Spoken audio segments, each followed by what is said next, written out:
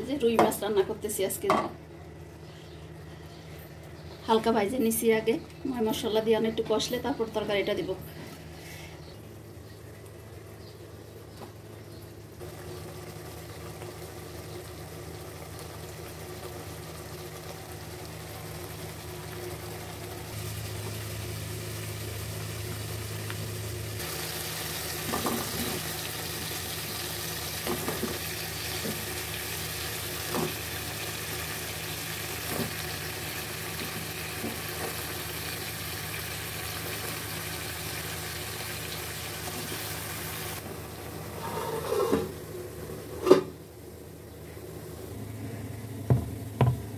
কত বড় একটা আম দেখেন,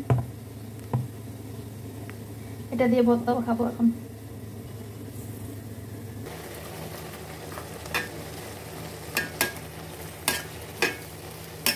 নিচের থেকে লাড়া যাবে না, মাছ ভেঙে যাবে, তো এগুলো তাই অল্প হয়ে যাবে যখন, তখন মাছ উল্টে দেবে।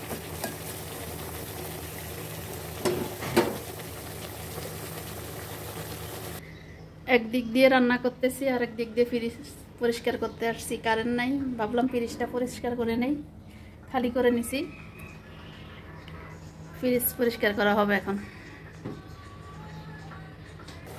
এই যে দেখেন টাইনা গেছে, একদম অল্প হয়ে গেছে। তরকারি খাইতে মজা, কিন্তু এগুলো হচ্ছে ঠগাই না তরকারি। আপনার এই 1 কেজি তরকারি কতটুকু হয়ে গেছে, কিন্তু খাইতে মজা। পানি না, ঝোল না দিলেও চলবে এখন। এটা দিয়ে চাইলে আপনি এখন আস্তে চুলা জালটা রাখিয়া রান্না করতে পারেন। রুই মাছ দিয়ে, এটাকে কি তরকারি বলেন আপনারা কি জানেন? আমরা তো এটাকে তরুল বলি, আপনারা কি বলেন কি জানি তা তো জানি না। কে কি বলেন জানাবেন কমেন্ট করে। এই যে অনেক সুন্দর আসছে তরকারির কালারটা। নিজেরটা নিজে বললাম, আপনারাও বলিয়েন কেমন হয়েছে। আমরা কিন্তু হলুদ মরিচ বেশি খাই। তরকারি কষানো হয়ে গেছে, আমি অল্প করে এখন জল দিয়ে দিব, বেশি দিব না।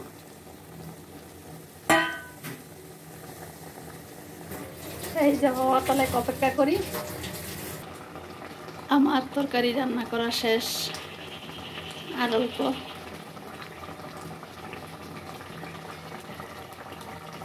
আমি আগেই বলছি আমরা হলুদ মরিচ বেশি খাই।